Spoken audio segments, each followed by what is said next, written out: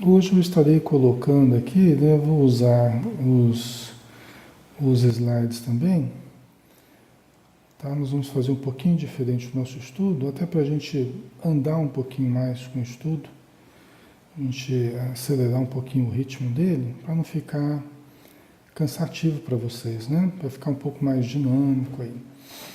Então, nós estamos pegando hoje o capítulo 9, no lar da bênção, tá? Então vamos lá. Vamos continuar.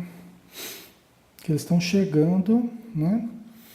O André Luiz, o Hilário, o Clarencio, né? E as duas senhoras, né? A Antonina e aquela outra senhora, estão chegando no lar da bênção, que é aquele recanto no plano espiritual, onde eles vão encontrar com crianças, né? Aquelas duas senhoras que estão com eles vão encontrar os seus filhinhos desencarnados e lá estão outras crianças que também desencarnaram, né? Inclusive o Júlio, que é o filho da Odila e do Amaro, que nós estamos conversando desde o início do livro, tá? Então, André Luiz continua dizendo, né? Doce melodia que enorme conjunto de crianças acompanhava, cantando um hino delicado de exaltação do amor materno, vibrava no ar. Aqui e ali, sob tufos de vegetação verde clara, muitas senhoras sustentavam lindas crianças nos braços. Uma cena, deve ser uma cena linda, né? De se ver. Eles chegando ali naquele ambiente, eles já estavam, à medida que eles estavam se aproximando do lar da bênção, né? Nós não sabemos exatamente onde é, em algum lugar do espaço, em algum lugar das dimensões que nos envolvem aí, essa região de crianças desencarnadas, né, recentemente em forma de criança, né, na fase infantil, estão se preparando, aguardando no intervalo entre uma encarnação e outra.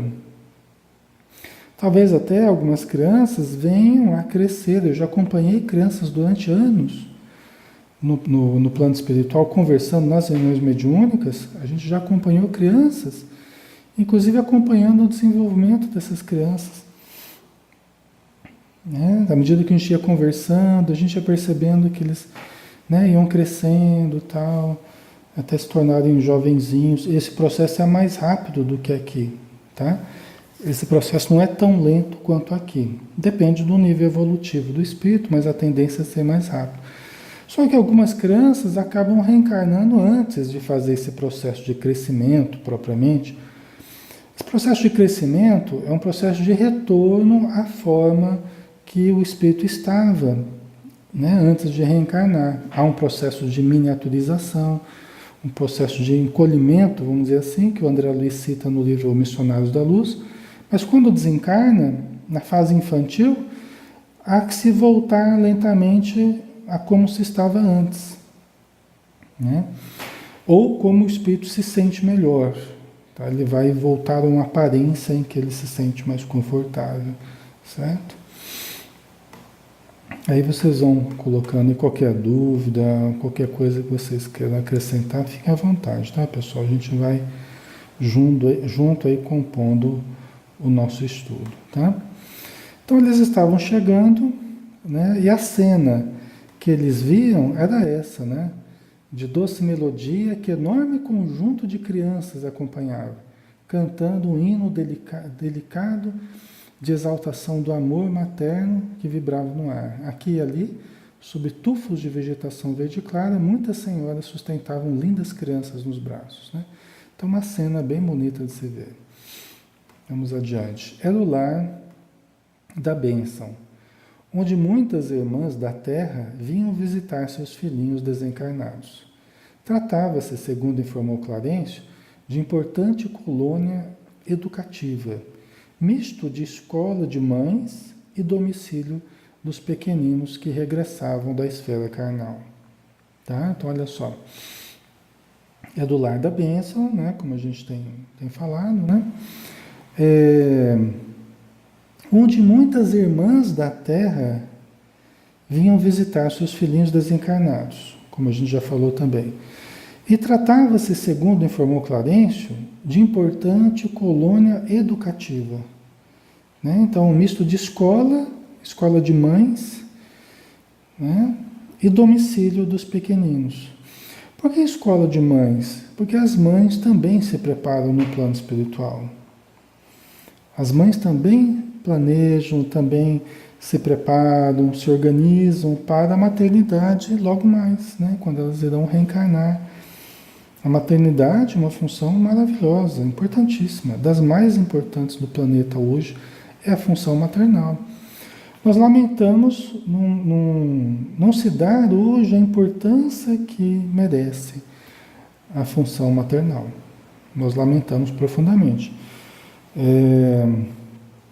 Embora os ganhos da mulher, no sentido de equiparar-se ao homem, em várias situações, né, sociais, aí, econômicas e tal, a liberdade e tudo mais, são ganhos importantes da mulher também, né? Mas, infelizmente, esses ganhos têm sido acompanhados de um equívoco em termos do conceito do ser mãe, né? Do papel da mulher no lar, né? Não é aquela coisa absolutamente tradicional, mas também nós temos descuidado de algumas coisas, né?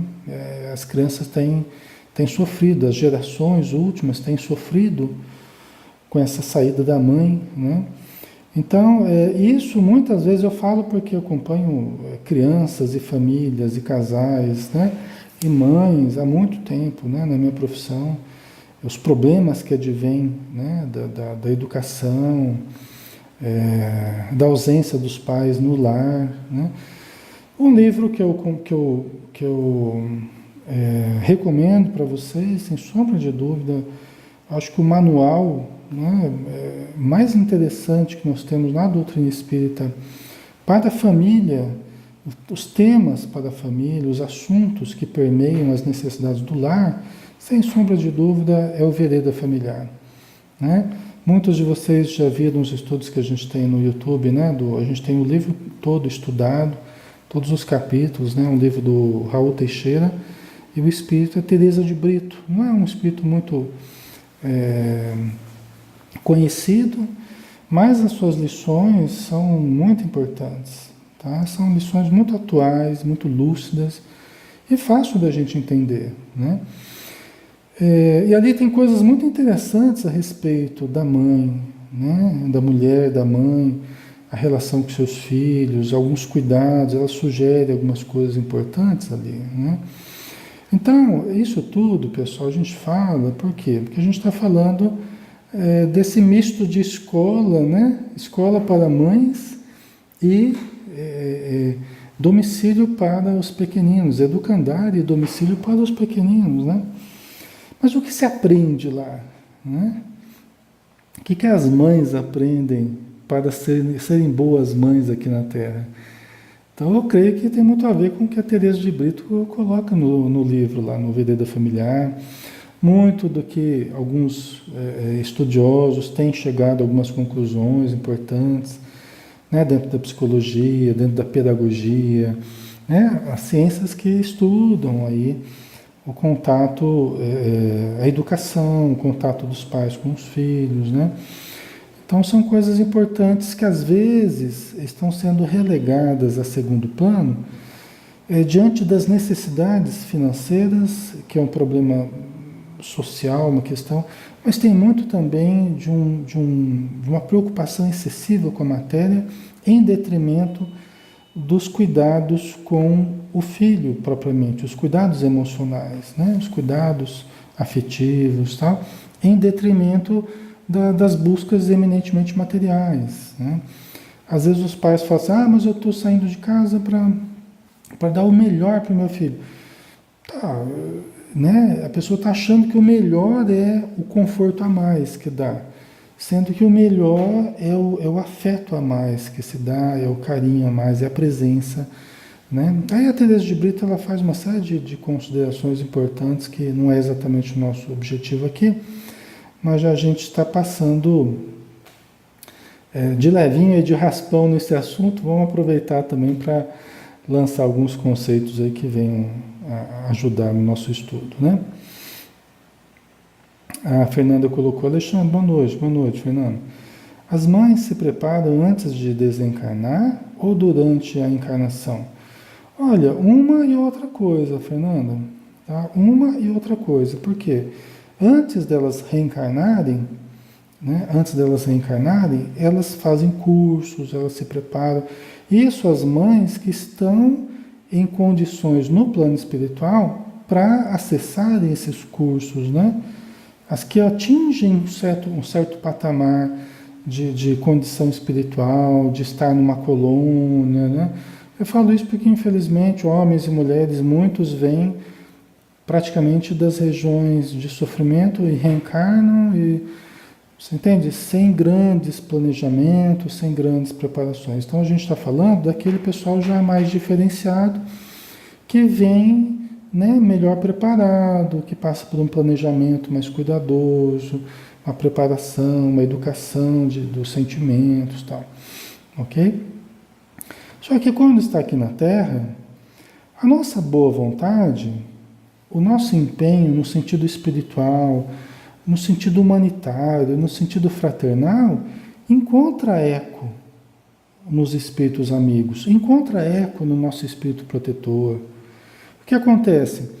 Às vezes pode ser que a gente seja adolescente ainda, a gente já começa a ser preparado, levado durante as noites para conviver com os amigos espirituais, para assistir palestras, para nos prepararmos para certos lances da nossa vida. Quando estamos próximos de uma gestação, então vamos sendo preparados, né? Nós vamos relembrando aqui na matéria de muitas coisas que a gente estudou lá no plano espiritual, antes de reencarnarmos. Então, por isso que eu falei que é antes e durante, é uma coisa e outra, tá? O Platão já falava que, o filósofo grego, né, falava que aprender é recordar, né?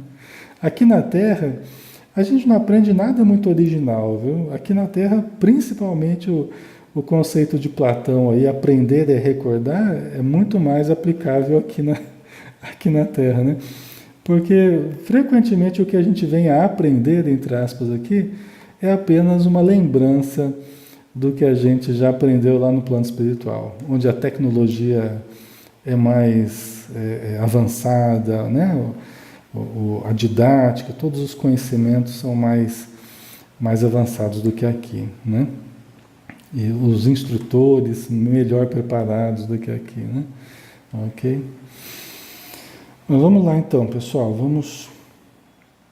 então, né, a gente viu aí desse educandário para mães, algumas mães falidas, né, sempre tem, a gente vê na obra do André Luiz, né, algumas mães que faliram na última encarnação, e aí vão se restabelecer, vão se reeducar novamente para serem mães, para analisarem onde erraram, os excessos de mimo, os excessos de dominação, os excessos de controle. É sempre os excessos, né, pessoal, que a gente acaba caindo, tá? Aí vamos voltar aqui, né? De repente, o ministro interrompeu a sua fala, porque Antonina e sua amiga, tomadas de jubilosa aflição, como se fossem atraídas por forças irresistíveis, dirigiram-se aos filhinhos que ali cantaroravam alegremente, né? Então os filhinhos estavam fazendo parte daquele coro. É como que uma recepção às suas mães que estão chegando, né? É muito bonito, né? Então eles estão ali cantando, esperando as mães que estão vindo para visitá-los, né? É uma coisa bem legal, né? Tudo isso para produzir o encontro, para produzir esse momento mágico, esse momento maravilhoso que é o reencontro de almas que se amam e que nem a morte conseguiu distanciar, né? Aliás, porque a morte é apenas uma ilusão e não distancia aqueles que efetivamente se amam, né? Verdadeiramente se amam. Então, as duas ficaram aflitas, né? De uma forma boa, vamos dizer assim, porque viram seus filhinhos e foram e foram abraçá-los, né? Conforme a gente vê aqui, né? Então o ministro teve até que parar de falar, ele estava explicando algumas coisas e parou de falar porque a Antonina e a amiga dela, tomadas de jubilosa aflição, né, dirigiram-se para os filhinhos que ali cantarolavam alegremente, né? A gente vê a importância da música também, né? A música está sempre presente nas obras do André Luiz. Os espíritos valorizam muito mais do que nós ainda valorizamos, né? Parece que a música ainda é muito mais valorizada no plano espiritual do que aqui nós o fazemos, tá? Um agente muito importante de harmonização dos ambientes, de harmonização das nossas próprias energias, dos nossos sentimentos, quando é uma música elevada, né? Enquanto a que era menos conhecida de André enlaçava um louro petis com infinita alegria a expressar-se em lágrimas, Antonina abraçou um formoso menino, gritando: Marcos, Marcos! Mãezinha, mãezinha, respondeu a criança, colando-se-lhe ao peito. Tá? Olha aí que bonito, né? É só o Espiritismo mesmo para dar essa noção de vitória sobre a morte, de ninguém perde ninguém, ninguém se distancia efetivamente de ninguém. A grande distância é a distância afetiva, né? É a distância da falta de identidade de um com o outro, né? Porque aqui na Terra, às vezes, a gente está junto, pessoas que não têm muita identidade um com o outro, às vezes na mesma família, né? Você tem a família material e você tem a família espiritual. Nem sempre aqueles da família material são exatamente representantes da nossa família espiritual. E o Evangelho segundo o Espiritismo explica muito bem isso, né? Às vezes a gente está aqui na mesma família, mas são até espíritos um pouco adversos, né? Então, quando estão no plano espiritual, a falta de identidade entre ambos, cada um vai para um lado e, né? No plano espiritual prevalece a afinidade. Aqui na Terra nem sempre prevalece a afinidade, mas no plano espiritual sim. Não tem jeito de se fugir a essa realidade, a da afinidade, né? Das energias, dos fluidos, dos pensamentos, dos sentimentos, né? Mas é bonito no Espiritismo a gente vê esse conceito da continuidade, do amor, do verdadeiro amor, do afeto, né? Do carinho. Seja mãe com filho, irmãos, pai, né? Marido, esposa, aí não importa, amigos, né? O amor, ele vence a morte. A morte não é impeditiva da continuidade do amor, né? Graças a Deus. Isso é muito consolador, né? Pra gente, é muito importante, né? Faz com que a gente lide, né, de uma forma muito diferente com a morte, né? Com a transição que a morte representa. Então, continuando, né? Clarencio informou a André e Hilário que o pequeno Júlio, filho de Amaro e Odila, não se encontrava no grupo, visto como sofria ainda anormalidades que não lhe permitiam o convívio com as crianças felizes. Olha que interessante, né? O Clarencio explicando para o André Luiz e para o Hilário que o Júlio, que eles estão ali em busca também de encontrar o Júlio, porque o Júlio faz parte desse fio, né? Dessa família que eles estão tentando ajudar, que é a família da Odila, desencarnada, né? Do Amaro, da Zulmira, que está obsediada pela Odila, né? Vocês lembram? Então o Júlio, filho da Odila, eles estão ali por causa dele também, né? Mas ele não está junto com as outras crianças, né? Por quê? Por que não está junto com as outras crianças? Porque ele está sofrendo ainda de certas anormalidades, né? Certas dificuldades que não lhe permitem do convívio com as crianças felizes. Olha que interessante, né? O que quer dizer isso, né? É porque ele não está em condição ainda, de estar com as outras crianças de uma forma produtiva, de uma forma harmoniosa. Aqui na Terra, nem sempre a gente toma esses cuidados, né? Eu cresci, a nossa família aí vinculada a uma creche, né, que vem até hoje e tal, sendo conduzida pelo meu pai, né, pela minha mãe, né? Em alguns momentos a gente teve mais contato também. Então a gente vê assim, nem sempre, né, e o contato com as escolas, com as necessidades das crianças, nem sempre as escolas tratam com mais cuidado, até por falta de pessoal, até por, né, pelo conceito mesmo da escola hoje, nem sempre se trata de uma forma especial aquela criança mais problemática. Tá? Nem sempre se trata de uma forma mais cuidadosa. E às vezes crianças muito problemáticas, muito difíceis, com muitas dificuldades, junto com outras crianças, acabam criando situações, acabam criando problemas, acabam criando dificuldades para as outras crianças que estão numa condição melhor, né? E acabam prejudicando, inclusive, criando às vezes traumas, criando dificuldades para as crianças que estão melhor, né? Então, não é propriamente a minha área no sentido da pedagogia, né? Eu sou psicólogo, não é exatamente a minha área da pedagogia, mas a gente acaba lidando com muitos casos difíceis, né? E aqui a gente está vendo que o Júlio, ele não tem nem condição para estar junto com as outras crianças, entendeu? Ele não tem essa condição no momento, né?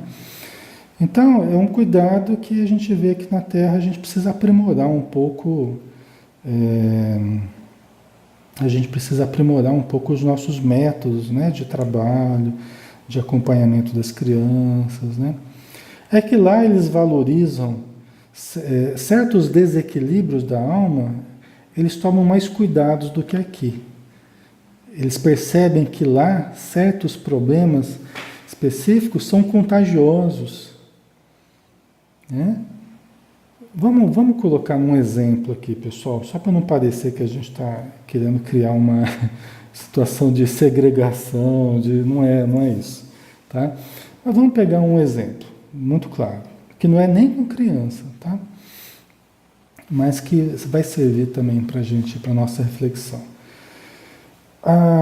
O André Luiz, ele ficou um tempo no nosso lado, ele ficou um tempo morando com o Lísias, na casa do Lísias, né, que era aquele enfermeiro, e a dona Laura.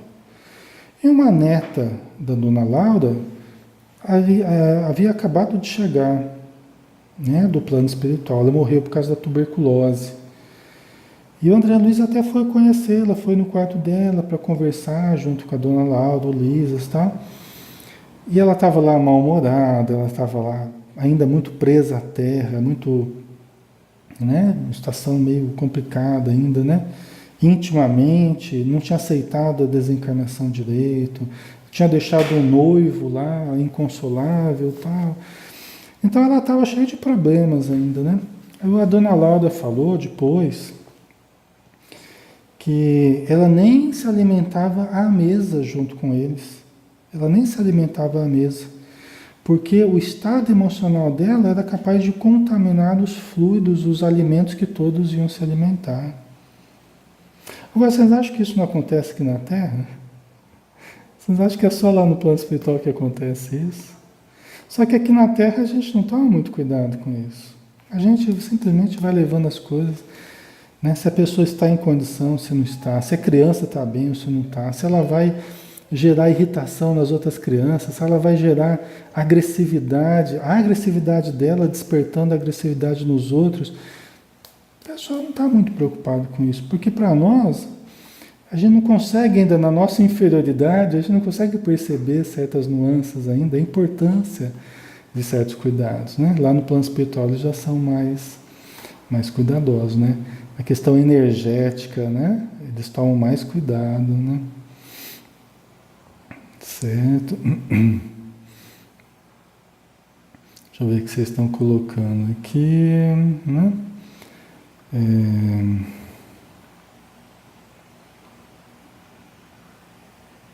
A Fernanda colocou, eu estava com essa dúvida, pois antes de engravidar eu tinha muito medo, mas no decorrer houve uma preparação da espiritualidade para que isso ocorresse. Legal, Fernanda, que bom.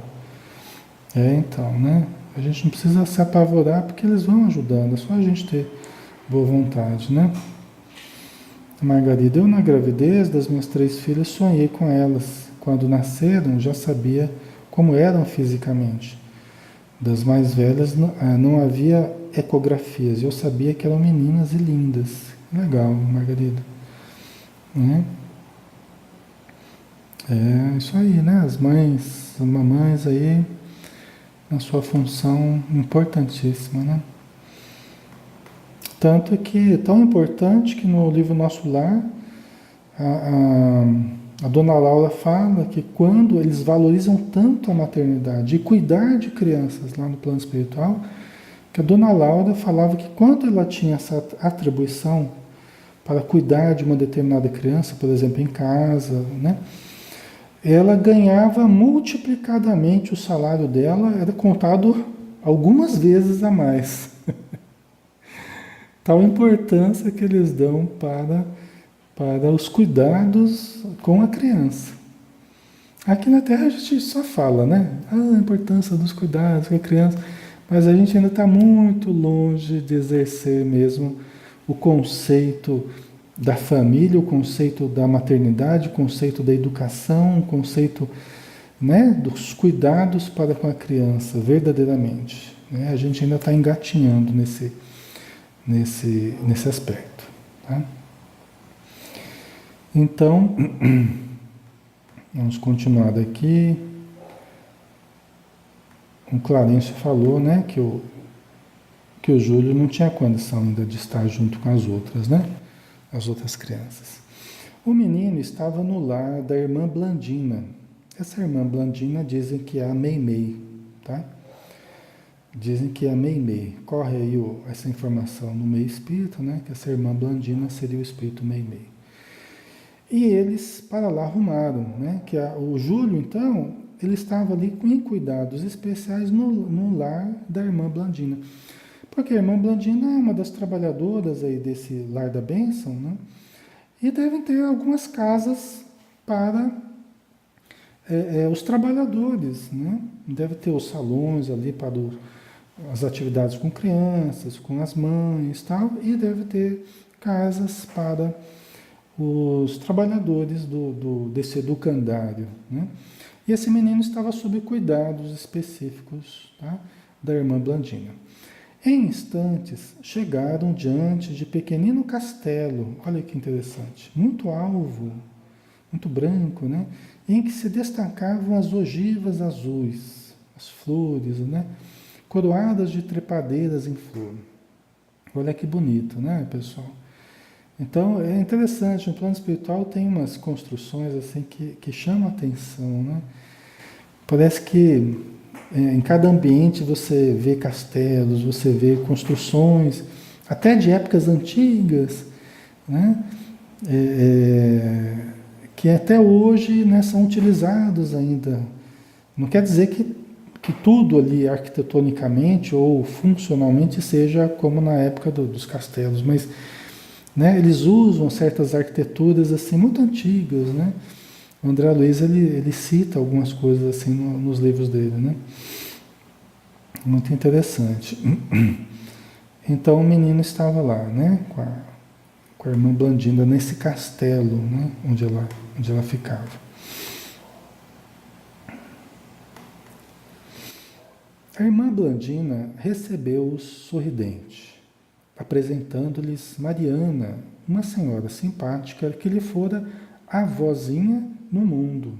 Né? Quer dizer, a Mariana era a avó da Blandina quando a Blandina estava reencarnada aqui, né? Findas as saudações usuais, Clarencio perguntou pelo pequeno Júlio. Né? Aí, continuando.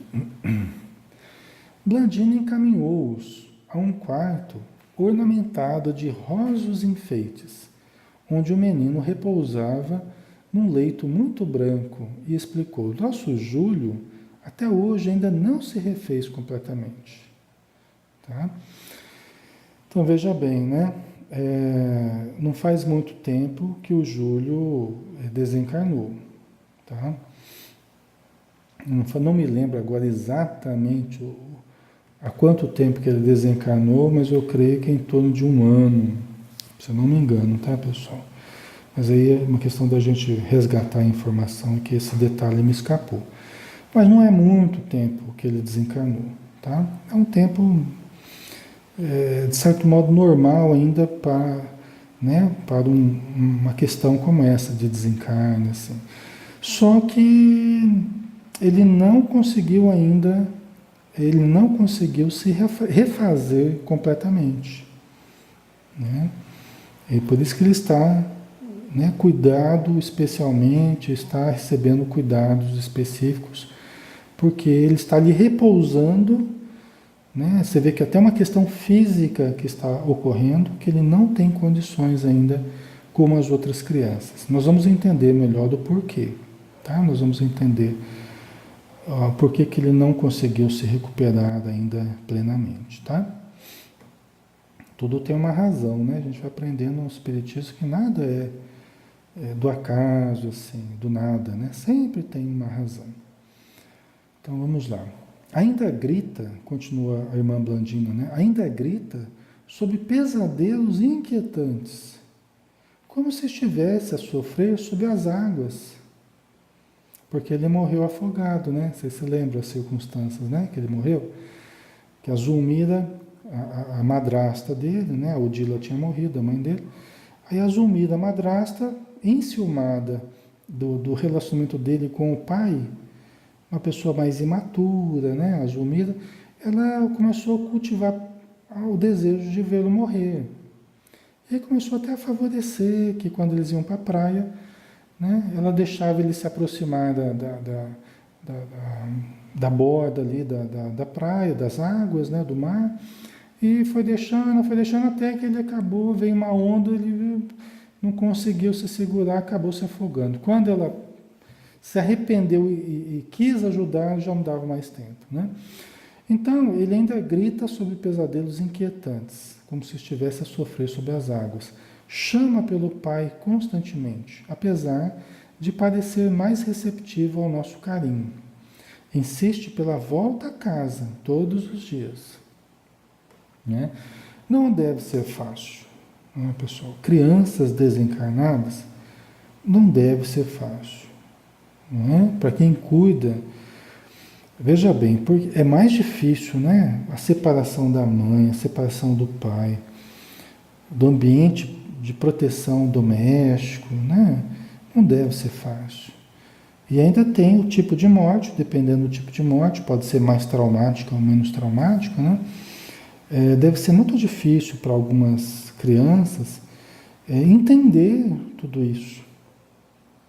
Deve ser muito difícil entender tudo isso, né? Por que dessa separação? Onde é que está? O que está acontecendo? Não deve ser fácil não, né? Os educadores, quem cuida de criança, deve sofrer para conseguir passar, né? A tranquilidade, a segurança à criança, né? É algo que foi ceifado muito precocemente. É lógico que nada disso ocorre alheio às leis divinas, nada disso ocorre de uma forma assim casual. Não, sempre há também motivos importantes por detrás de tudo isso, né? Mas é como se algo fosse ceifado, né? E, e aí não é fácil explicar. Até porque a criança ela não tem ainda a capacidade racional que o adulto tem, né? A criança não tem ainda aquela estrutura de entendimento que o adulto muitas vezes já tem. O adulto é difícil também, às vezes, hein, para entender que já desencarnou, para aceitar, para entender que está na vida espiritual, ó, às vezes leva muito tempo, hein? Quando vem a entender. Que às vezes pode acontecer de desencarnar, ficar um tempo no plano espiritual e voltar para a matéria sem ter percebido até que estava no plano espiritual, viu? Tem casos que são assim. Mas da criança que não tem ainda o raciocínio formado, né? Não teve tempo de aprender tudo isso, não deve ser fácil, né?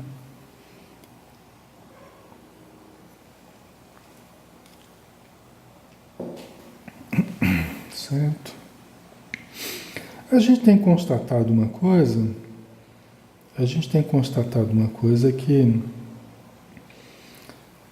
a gente tem constatado mediunicamente que tem mais criança por aí do que a gente imaginava, viu, pessoal? Acho que no movimento espírita há uma ideia, talvez por informações como essa do André Luiz, né, do Lar da Bênção, o lugar onde as crianças estão, a tradição católica que falava, tinha um limbo lá onde as crianças ficavam. Então a gente criou uma certa visão como se as crianças elas estão sempre, morreu como criança, vai para um lugar bom, vai para o lugar das crianças lá. Faleceu como criança, vai para o lugar das crianças. E não é assim e nem seria lógico que fosse assim. Nem seria lógico que fosse assim. Eu tenho visto que tem muitas crianças zanzando por aí, muitas crianças desorientadas, adoentadas, né? Aqui em torno de nós, nas ruas, assim como tem crianças abandonadas nas ruas, está cheio de espíritos infantis também, né? Também zanzando por aí, desorientadas, precisando de ajuda. E o problema, já que a gente abriu esse parênteses aí, o problema é que as casas espíritas, muitas casas espíritas nem aceitar a comunicação em reunião mediúnica de criança não aceita. É só falar que eu estou percebendo uma criança. Pode parar, que a criança não vem em reunião mediúnica, a criança não fica por aí sozinha, a criança como se isso não existisse. Né? Muitos e muitos centros, infelizmente, lidam com essa questão da criança dessa forma. Então a criança não pode se comunicar, você não pode dar comunicação de criança, você não pode atender criança, né? Você não, entendeu? Então, assim, uma coisa para se refletir. Eu falo, lógico que seja assim, que tenha muitas crianças também em estado de necessidade, pelo quê? Porque seria muito fácil, né? Se a pessoa desencarna como criança e já vai para um lugar bom, seria muito fácil. Então é só fazer um obsessor morrer logo, morrer na fase infantil, então o obsessor, aquele espírito muito atrasado, muito problemático, é só fazer ele morrer cedo e levar ele para um lugar bom, então. E não é assim que funciona. Seria muito fácil, né? Seria uma solução muito fácil para fazer ele acessar regiões superiores e tal, e ficar. E não é. Ele não vai conseguir. De uma hora para outra, só porque faleceu como criança, ele vai conseguir acessar vibratoriamente regiões superiores. Então não tem lógica isso. Tá? Eu acredito que vocês, né, tenham entendido aí o raciocínio. Então, muitos sem condição e até sem méritos, né? Ficam mesmo aí aguardando serem auxiliadas, aguardando criar-se condições para serem auxiliados, né? Então a gente tem reparado muito mais do que se imaginava a presença de crianças necessitadas, né, nas regiões umbralinas, próximas à Terra aqui, muitas crianças, tá? Ok? Falo isso até para que a gente possa se abrir mais ajuda, viu, pessoal? Porque as crianças não estão todas lá no lar da bênção, não, viu? As crianças estão por aí, né, precisando de ajuda, viu? Então, o Júlio é uma criança, né, que faleceu numa situação difícil, de sofrimento, né? Mas, né, conseguiu receber o auxílio, conseguiu ir para um lugar bom onde está se tratando, né? Quando André e seus amigos se aproximaram do leito, Júlio lançou-lhes um olhar de atormentada desconfiança, mas contido pela ternura da irmã que o assistia, ficou mudo e impassível, né? Então, olha só, né? O menino ele ainda está tão atormentado, né? Que quando o André, o Clarencio e o Hilário se aproximaram do leito, ele lançou um olhar de atormentada desconfiança. Mas a irmã Blandina, que o assistia, né, conteve ele e ele ficou mudo e impassível, né? Ele estava observando. Uma criança que não está em boas condições. Talvez até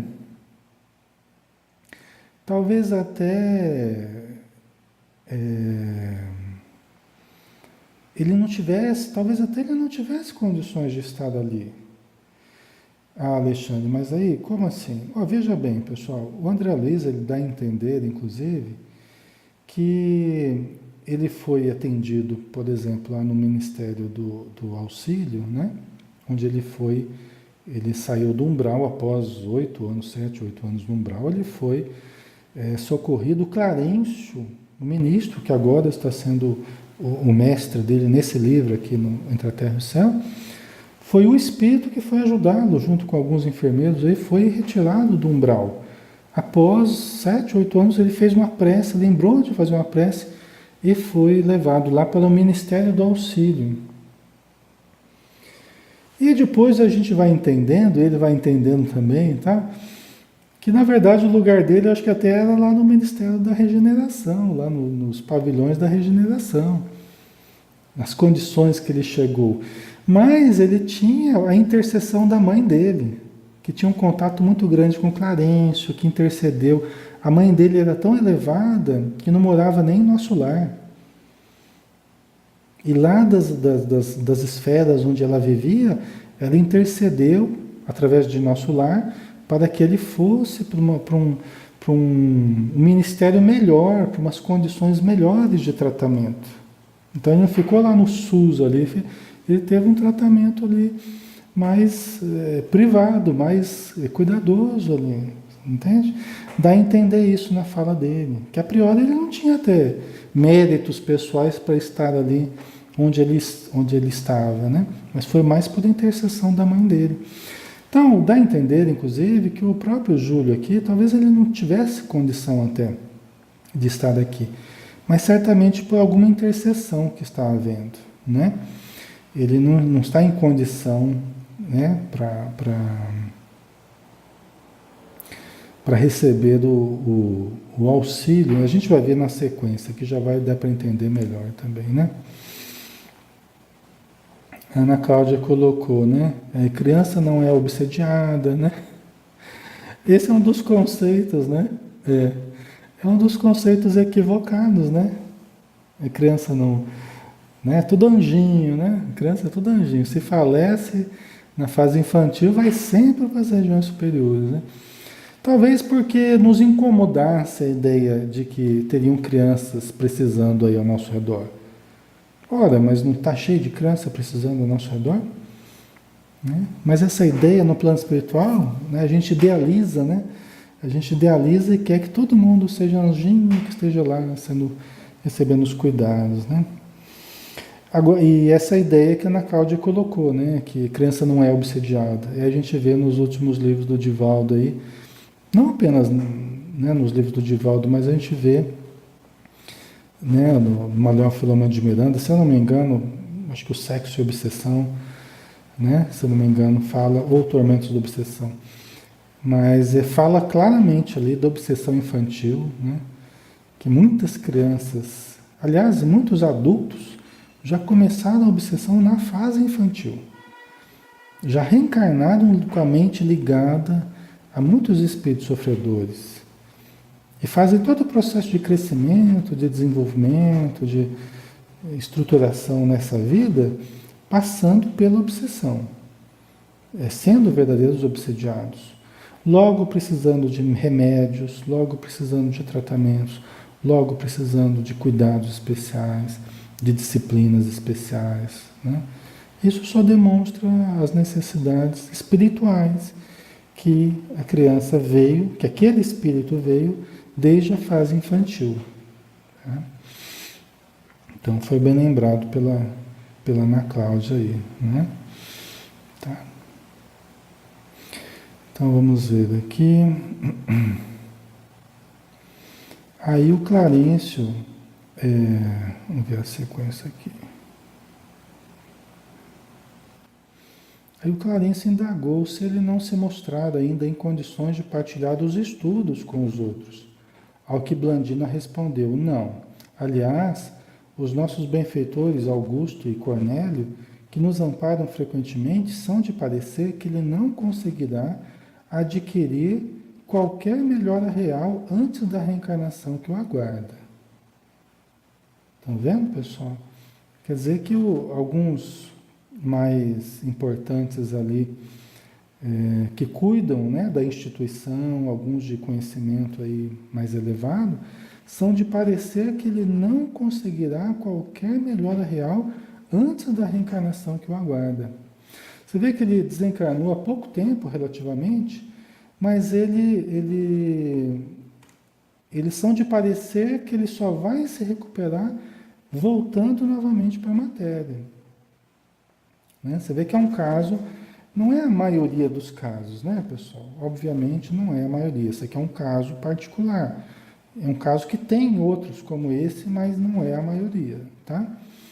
Por quê que ele só vai se recuperar, né, através de uma nova encarnação?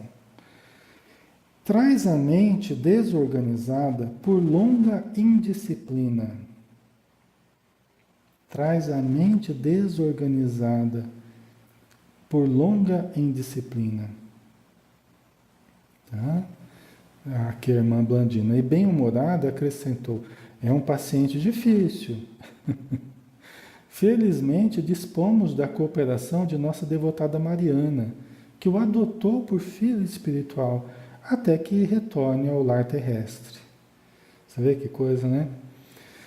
Primeiro, que deve ser um espírito, né, com algumas dificuldades maiores, né? Algum espírito já um pouco mais indisciplinado, com algumas dificuldades maiores nesse campo, né? Só que, pelo jeito, a última encarnação também não favoreceu muito, né? O desencarne da Odila, da mãe dele, depois o pai dele acabou cercando ele de muitos cuidados, de muitos carinhos, e até para compensar a ausência da mãe, né? E ele deixava o menino fazer tudo, né? No começo a gente viu algumas características da relação dos dois, né? E isso inclusive fez com que a Zulmira ficasse mais indignada ainda, mais revoltada ainda e querendo a morte dele, né? Ela não estava certa por fazer isso, mas é porque o Amaro também acabava sendo muito complacente com o Júlio, que é um erro que alguns pais acabam cometendo. Eles querem ser bons demais, não conseguem deixar o papel de bonzinho, né? Pais e mães não conseguem sair do papel de bonzinho, não conseguem ver o filho chorar. Até às vezes tem um pai e tem uma mãe que não consegue, né? É incapaz de ver o filho chorar, sendo que a expressão de choro do filho é absolutamente normal. Às vezes você chama a atenção da criança, você fala que não, a criança chora. Mas tem pais e mães que não conseguem ver o filho chorar. Aí já acaba fazendo o que o filho quer, né? Então aquilo que é certo começa a ser modificado pelo choro da criança, que a criança começa a controlar pela birra, pelo choro, pela contrariedade dela, ela começa a controlar a situação, né? Então a gente, como pai e mãe, a gente tem que aprender a lidar com a negativa da criança, com a contrariedade da criança, com a cara feia da criança. A gente tem que ser pessoa ruim de vez em quando também. A gente não pode só ficar preso ao papel de bonzinho. Ah, mas eu quero que meu filho me ame, eu quero... Ok, mas se essa preocupação for tão obsidente, quer dizer que eu sou muito carente também, né? A ponto de ficar assim, muito obcecado pela ideia de ser amado. Aí são as minhas carências, as minhas inseguranças que eu estou projetando sobre o outro, né? Qualquer coisinha que o outro acha ruim, eu já acho que ele não está me amando. E aí eu acabo não educando da forma como eu precisava educar. Então eu creio, pelo que você está falando aqui, aí é uma coisa que eu estou adicionando aqui, é uma interpretação minha, tá? Não tem problema de falar isso. Mas eu creio que, né, essa traz a mente desorganizada por longa indisciplina tem muito a ver com o que a gente viu no começo do livro, tá? Porque às vezes, até a Joana de Anjos fala, às vezes as mães e pais, né, são tragicamente benévolos. É uma tragédia quando a pessoa só quer ser boazinha, né? Tragicamente benévolos, né? Então, ela falou que ele é um paciente difícil, né? Por quê? Porque ele não se acostumou, provavelmente, com regras, não se acostumou, né, com a necessidade da boa vontade e tal, né? E aí a Mariana, que foi a vozinha da irmã Blandina na Terra, né, praticamente adotou ele como filho espiritual, né, até que ele possa voltar ao lar terrestre, onde aí ele conseguirá alguma reabilitação. Tá? Então, vamos aguardar, né? É uma história toda muito interessante, tá? Depois vocês vão ver o que aconteceu com o Júlio e tal, né? Aí só para a gente finalizar aqui, o último parágrafo aqui para a gente terminar o estudo, né? Foi preciso segregá-lo neste quarto, tamanha é a gritaria que se entrega por vezes. Né? Blandina explicou então que era dispensado a Júlio diariamente o tratamento magnético recomendado, passes e remédios não lhe faltavam. Você vê que todo o tratamento, né? Mas é que aí, veja bem, ele tem um problema físico, tá? Vamos ver aqui, ele tem um problema físico também que dói pelo jeito, tá? Vamos ver aqui ó, na sequência, né? Aí vocês já vão entender melhor. Só a irmã Evelina se lembrava dele em suas preces, ninguém mais da família o ajudava. Nesse ponto, Júlio passou a chamar pela mãe em voz rouca, enlaçando Blandina, doía-lhe a garganta. Ele começou, né? Quando eles estavam conversando ali, ele começou a chamar pela mãe em voz rouca, né? E se abraçou a irmã Blandina, porque estava doendo a garganta dele. Então veja bem, tem um aspecto orgânico que ele sofre, depois na próxima semana vocês vão entender o porquê que dói a garganta. Ele tem a questão do afogamento, né? Que às vezes parece que está se afogando, e tem a questão da garganta que dói. Eles vão até analisar a garganta dele, está lá toda machucada, tal. Mas o que tem a ver a garganta aí com afogamento? Mas aí vocês vão entender na semana que vem. Quem não leu o livro ainda vai entender o que aconteceu, tá? Só que aí, provavelmente não essa gritaria toda não é só da dor, é a gritaria do capricho, né? É a gritaria da indisciplina mental que a Blandina estava falando. Às vezes as crianças e os adultos também mais indisciplinados emocionalmente, mentalmente, supervalorizam certas dificuldades, supervalorizam certos problemas e supervalorizam a própria dor. Né? A dor, ela tem um componente emocional forte, os processos de doença, os processos de sofrimento, como dizia Buda, né? E até a Joana de Anjos fala no livro Plenitude, que tem o sofrimento e tem o sofrimento do sofrimento. Quer dizer, tem o sofrimento natural, que a gente pode passar, que pode ser um sofrimento físico, emocional, afetivo e tal, e tem o sofrimento por estarmos sofrendo. Ou seja, que é aquele sofrimento emocional que eu adiciono ao fato de estar passando por alguma dificuldade. Né? Então, às vezes eu estou passando por algum problema que por si só já é angustiante, já é difícil. Mas quando eu começo a supervalorizar esse problema, aí eu adiciono uma cota a mais de sofrimento. Pela falta de fé. Né? Quanto menos fé eu tenho, eu sofro mais, porque eu me entrego mais à desesperança, à aflição, né? À desconfiança perante a vida. Tá? Aí eu começo a sofrer por estar sofrendo. Eu acrescento muito sofrimento. Né? Por isso que com Jesus o sofrimento é menor, né? O fardo é mais leve, né?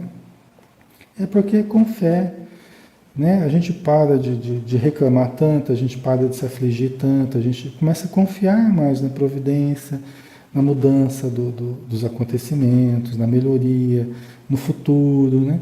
Aí os sofrimentos ficam menores, porque eles ficam apenas a expressão do fenômeno da dificuldade mesmo que eu estou passando, e não aquilo que eu estou adicionando, né?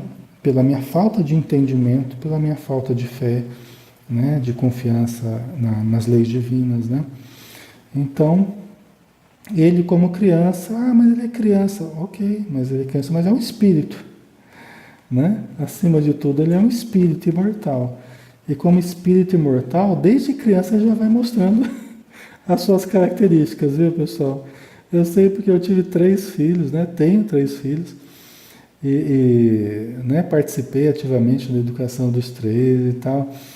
Então, assim, cada um deles já vai mostrando a personalidade deles já desde o berço, desde bem pequenininho. E vocês aí que têm filhos também sabem disso, né? Então é o espírito, alguns mais dóceis, outros mais complicados, né? Alguns mais obedientes, outros mais levados. Então são características do espírito imortal que vão já se mostrando ao longo do tempo, né? Ok. Nós vamos dar uma paradinha aqui, pessoal. Nós vamos dar uma paradinha, nós estamos no nosso horário, né? Aí semana que vem a gente retorna, né?